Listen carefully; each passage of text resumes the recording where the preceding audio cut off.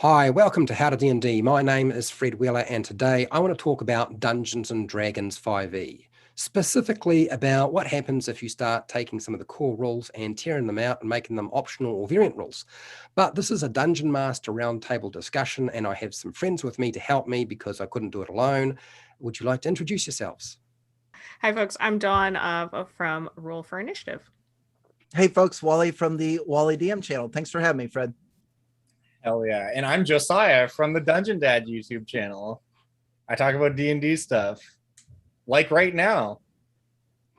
So my first question to you is, what would happen if you to take the death saving rules, the death saving throw, and actually remove it from the game and make it an optional rule or a variant rule? What would be some of the pros and cons, or positives and negatives, of actually taking out the death saving rules from the game? What have you got, Dawn? So I think one of the pros is that it makes it the reaching 0 hit points a little bit more like substantial, that you're not just going to, okay, I roll a couple times and then I pop back up at 1 hit point and I can keep doing stuff. Like you're dead, that's it.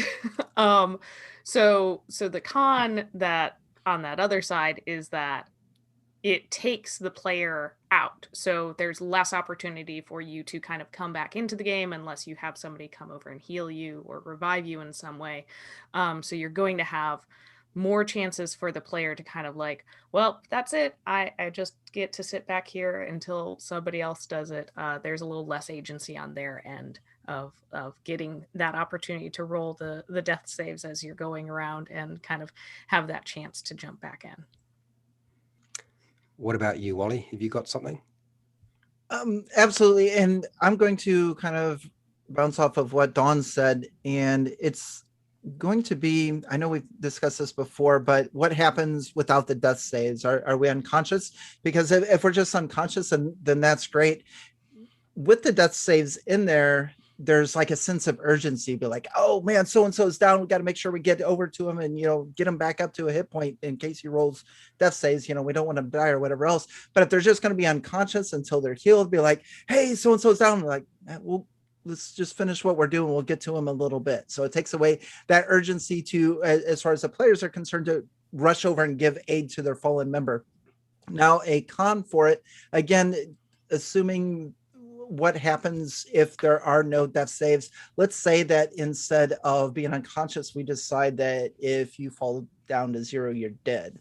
Then it's just simply a surprise death. I mean, something could come out of anywhere, swipe at you, get a couple crits, and your character is not only down but dead, and it could potentially make for a grittier game. So a lot of my answers is going to be depending on the rule book, which I don't read very well, so I do apologize to everybody in advance.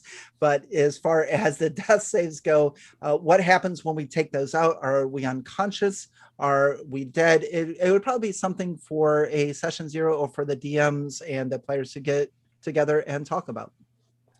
Cool, thank you, Wally. What about you, Josiah? What have you got? What do you think in terms will be a pro, con? Yeah. This question, when I first read it, immediately gave me flashbacks to 3.5 of the days before we had death saving throws. And like, I have very strong feelings about this because I think that death saves are probably one of the like smartest thing that 5th edition added. And I think that what both Don and Wally were saying is like, if you take out death saving throws, and like, what's the alternative? In the days of yore, when we didn't have death saving throws, it sucked so bad if you went into negative hit points, because what would happen is if, like, say you have 10 hit points, you take 11 damage, you go to -1. Every turn you just went down 1, you go to -2, and then no one's gotten you up. Now you're at -3, whatever, and that would just keep happening until you got to -10, and then you died. That sucked because like you guys were saying, it takes the player out of the game, and it's also just like you're just waiting. You're like, well, this is trash. But with them in the game, with the inclusion of death saving throws, it at least gives you something to do on your turn.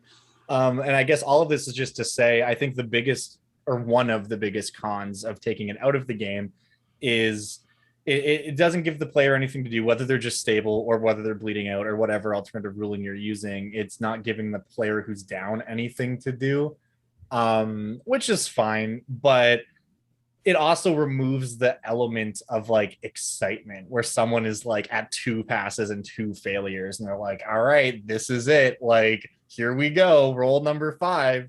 You know, it's like watching your favorite hockey team in game 7 at the playoffs. You're like, whatever happens, here we go.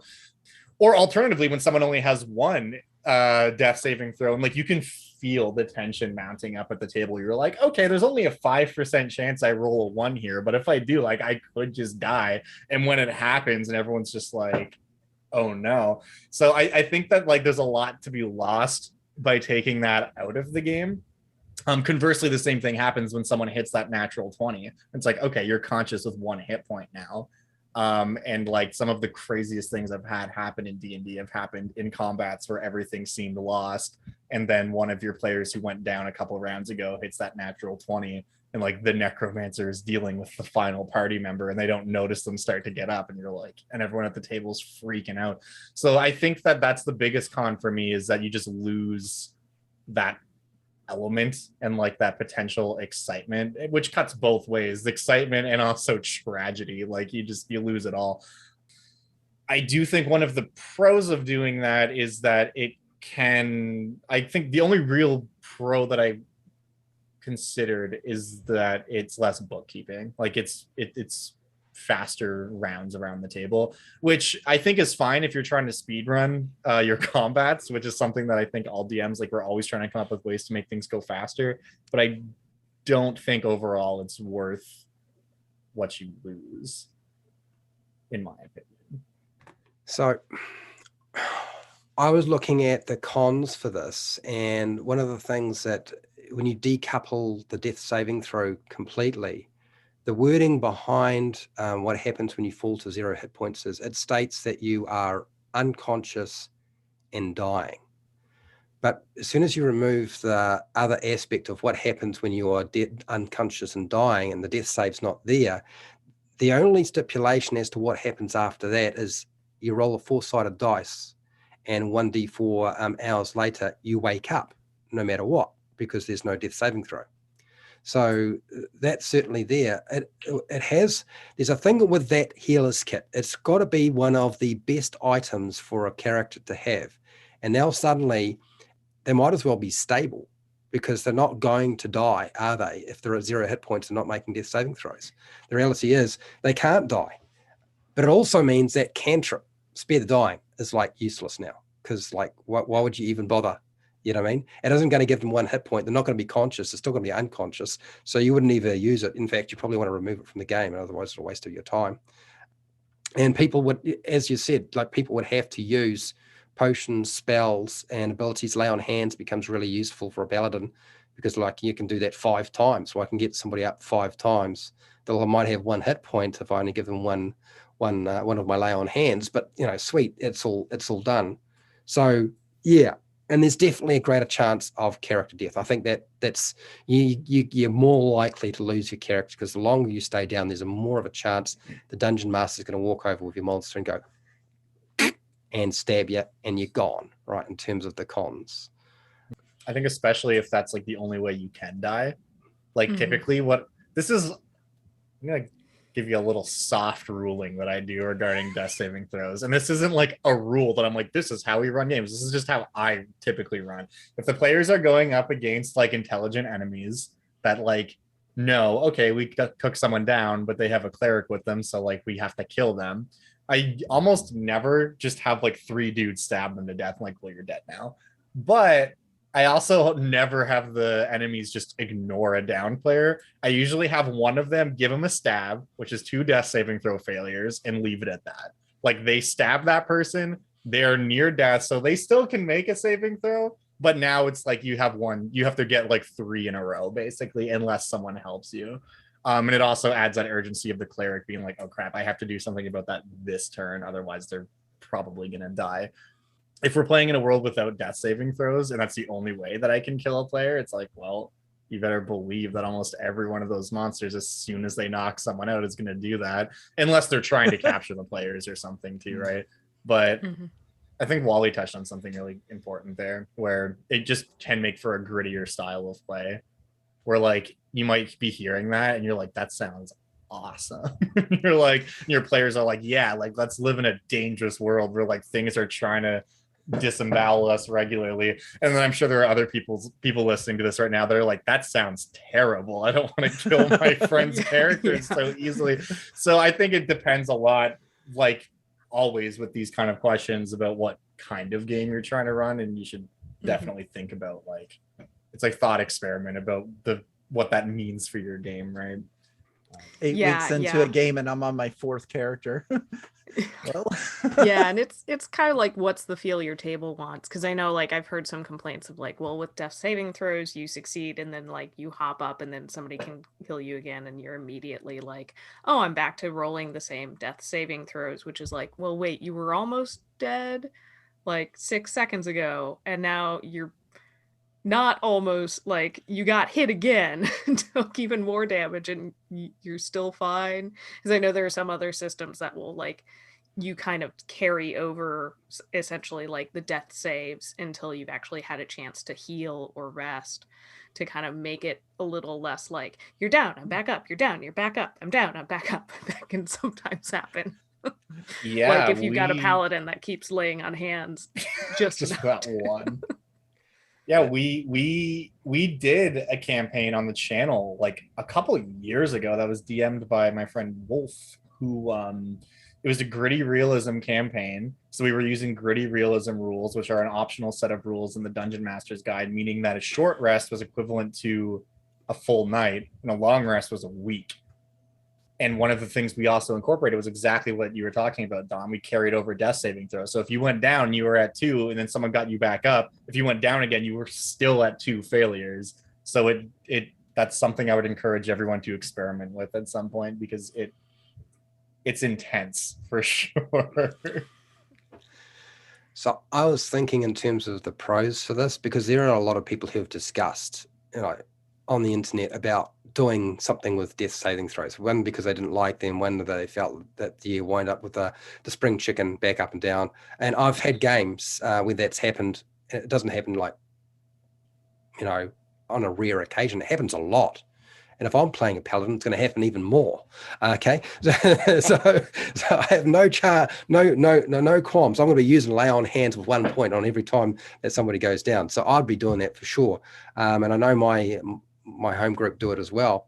I think a lot of people are drawn to the idea of doing it because it gives them less complexity. It's less stuff they have to understand. And I've done like a video explaining how it works. And even when you explain it and show people, they still get confused. And then you also you can't actually die on a death saving throw anymore. But then again, that healer's feat really becomes important. And I'd also say that a lot of people are drawn to it because they feel like this would make combat more challenging for their players, particularly people who understand how death saving throws work and how, as long as they can get over there real quick, we've got everybody available to us. And I think it's taken away. I think death saving throws is taken away from the healing classes. I can't count the number of games where I've watched people say, well, we don't have any healers in the group. I don't really want to go over there and spend my action to stabilize them. I didn't bring my healer's kit, so it's not going to be automatic. So there's a chance of failure. Or even if they do that, I want to attack. They'll be fine. They can roll dice 3 times, and they'll be cool. The battle's only going to be like 1 to 3 rounds. We've got plenty of time. And if you can see the dice rolling, and you were just mentioning that, Josiah, I don't let them watch the dice being rolled anymore. I actually make it clear to my players, you're not allowed to tell them what you rolled. If you rolled a 1 or you rolled an 8 or you rolled above, you can't tell them whether you got a success or a failure or you got 2 failures, because I want them to not decide to sit back and just think, it's all right, we'll kill the monsters. Yeah. It's only going to be 3 rounds. They're probably going to get 3 rolls. We're all good. And we're done. That's interesting. Yeah. Mm-hmm. I like the idea of hiding roles, like the player doing the role in secret. Mm-hmm. that could be fun to experiment with too. So they're gonna have are they gonna have a player's master screen? So we all have a just a dungeon master mini screen, DM screen. and then they're gonna have like a player's master screen Made where Made of, like have to roll 3 behind graham it. crackers or something. Hold on, I'm gonna fudge my death saving throw. Well, I'm playing online. I can't see them roll their dice. They roll their dice. I mean, it's like it's on the table somewhere. So I don't have to worry about that sort of thing. It's easy peasy. Like, I don't know if this is good or bad or what, but when you're not using death saving throws, how would you deal with stuff like fall damage? Like, say someone gets thrown off an airship and they take max fall damage, which is what, like 64 D6 or whatever, and it's like you have a level 2 character. It's like, okay, you're taking like probably over 100 damage, easy. So do they just survive that? They just land and they're unconscious, and then they wake up 3 hours later and they're like, oh man, that Steph is a bitch, Or like, I guess if you were gonna do that, would you incorporate massive damage rules? Like, I don't know. Dead. Yeah, that's one of those edge cases. This was a fall that should have just like, you are now goo. How do you survive? Yeah, exactly. Wake up 3 hours later. Oh man, I gotta learn that feather falling spell. Right? I mean, that stuff is already ridiculous when you have like a level like 7 or 8 barbarian with a decent amount of hit points. You can go into a rage while they're falling. And it's like, okay, so you're going to take like an insane amount of damage, but because of your rage, you like might just survive. Like, that's already kind of hilarious to me. I love the idea of a barbarian like at level 7 just falling out of an airship or off a cliff or something and just like landing on their feet and just like absorbing the damage and then being fine. That's ridiculous. Gotta have the hero's landing. Fist into the concrete. Shatter your kneecaps. Yeah. Gina Carano does it better than anybody else, but I think the monk's pretty good at it in Dungeons and Dragons 5e. You can remember their falling ability. I mean, how do you kill a monk who falls anywhere when they get to that feature? I find it like it doesn't work. And the maximum number of dice you roll with falling damage is 20 d6. 26 sided dice. Yeah, so it doesn't matter. You can be like 200 feet up or 2,000 feet up. You're still only rolling 26 sided dice, so it doesn't really matter. I know we've instituted a rule that if you hit terminal velocity and you continue to fall for at least a full round, you just die, because like that's ridiculous. Like, it'd be like if that dude who did that Red Bull jump out of like the stratosphere or whatever, whenever that was, like a decade ago, just like didn't have a parachute. And then he just got really angry and started shouting at like his deadbeat parents on the way down or something. And then just landed face first into the side of the Grand Canyon and then got up. I was like, yeah, I'm good. I got literally too angry to die kind of stuff. Like, I don't know. Librarians are stupid. Anyway, death saving throws are, I think, a very valuable part of the game. And I think that my biggest piece of advice is if you're going to take them out, just consider what you're doing in their place, whether that be the players just being stable or the players just dying or going into negative hit points, or like, I don't know, see how other systems do it. If you hate death saving throws, look at how other systems deal with going down and dying. There's like a million different ways to rule on that. So steal everything. Yeah, it's your game. He dies. He dies. So that's our message to you. If you have actually taken out the death saving rules from the game, let us know what the consequences and what happened in your game, because we'd be very interested to know. I know I'm certainly interested to know what your experience was. And if you're thinking about it, maybe this has given you some information to sort of percolate on before you do it. And let us know down in the comments. Thank you, everybody, for sharing your insight into this particular rule. And where can they find you if they need to find you for anything? Well, you can find me on YouTube here at Roll for Initiative. That's with the number 4, and Twitter and Instagram at R4I Blog. And you can find me on my YouTube channel, Wally DM. I talk about traps and puzzles for your game. And I'm also on Twitter at WallyD2. And you can find me primarily on YouTube, on the Dungeon Dad YouTube channel. You can also find me on Twitter. If you go to Twitter, you're gonna have to search for @DungeonPapa, because Dungeon Dad is taken by some clown who had their account banned like 10 years ago. So So thank you for that. Hey, make sure to share, like, and subscribe. Hit the bell button to be notified for all channels. And hey, till next time, keep rolling those 20s.